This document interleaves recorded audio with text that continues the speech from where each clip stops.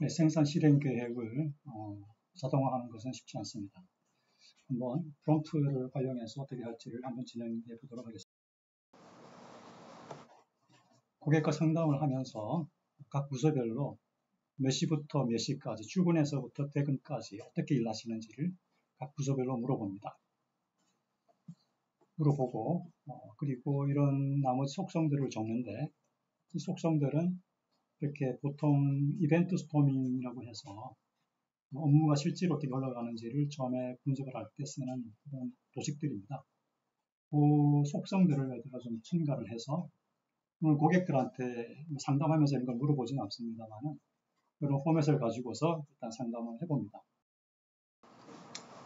그렇게 해보면 만든 작성된 자료를 가지고서 이렇게 이야기를 해보면 굉장히 스스로 어떤 그 논리적인 오류에 처해 있음을 알게 됩니다. 그래서 결국 이렇게 되는 대로 일해서 되는 게 아니라 월간이나 주간 이런 계획이 필요하다는 것을 스스로 인식하게 됩니다.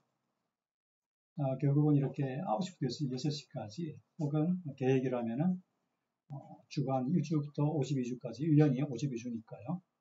한번 생성을 해보면 금방 이런 필요성을 느끼게 됩니다.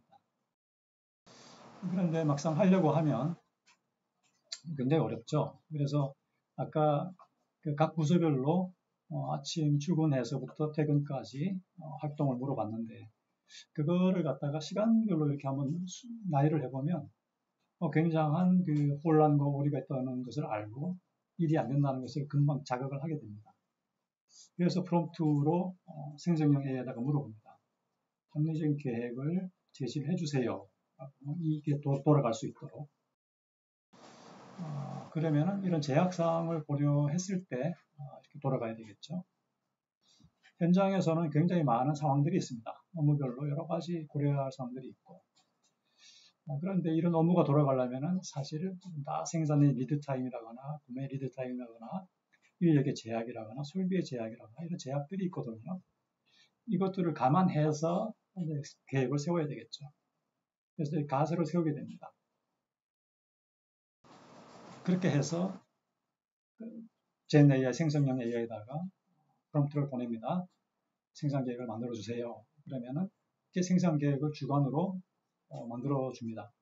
그래서 지금 앞에 각 부서 일이 순서대로 흐르는 대로 이렇게 순리대로 흘러가게 하려면 이 정도의 시간과 작업이 필요하다, 이 순서를 보여주게 되고요. 그런데 이걸 보면은 아까 제약사항 여러 가지 골치 아픈 것들이 많이 있지만, 우리 회사한테 맞는, 일주일이면 우리는 너무 깁니다. 우리는 사실은 바로바로 대응해야 되는데 가장 최적의 시간이 어떻게 되느냐라고 이제 3일 주기 예를 들어서 물어봅니다.